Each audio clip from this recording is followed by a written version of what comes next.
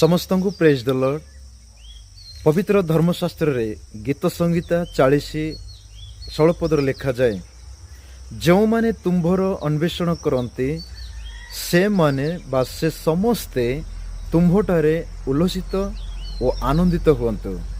आ जो माने परित्राण को स्नेह करते से माने समस्ते कहतु सदा प्रभुंकर महिमा हो, परमेश्वर महिमा हो, परमेश्वर स्तुतिवाद हो।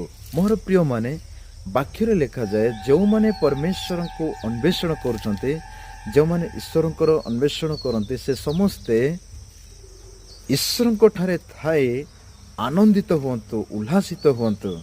दाऊद गीत रचक से यह लिखते, से आपण ठारू चाहते जे आपण मान ठारू मो ठारू से सर्वदा महिमा एवं प्रशंसा पाइबा से चाहते एवं सर्वदा आम मैंने ताहाको उपासना माध्यम गीत माध्यम वाक्य माध्यम प्रार्थना माध्यम आम मैंने सदा सर्वदा ताहांकर उपासना करिबा ताहा से चाहते।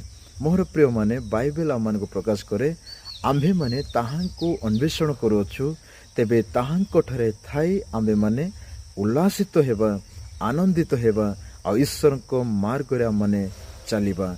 आउ समस्ते आमने सही परित्राण करता प्रभु जीशु ख्रीष्ट को निज हृदय स्थान देवा, आ जीशु को स्थान दे, जीशु को हृदय मध्य जगह दे आमने जीशु को मार्ग रे चलिबा, जीशु को आज्ञा पालन करिबा, जीशु को पथरे आमने चलिबा।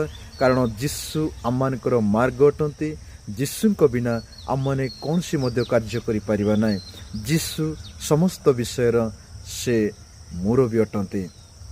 से प्रभु आमन को चाहती सदा सर्वदा आमने ताहांकर निकटवर्ती हेबा। कारण बाइबल रे लिखा जाए याकूब 4:8 पदरे, तुम्हें माने ईश्वर को निकटवर्ती हो, तहिरे से तुम मान को निकटवर्ती हेबे। आमने प्रार्थना रे, वाक्य रे, विश्वास रे ईश्वर को निकटवर्ती हेबा नितांत आवश्यकता रही।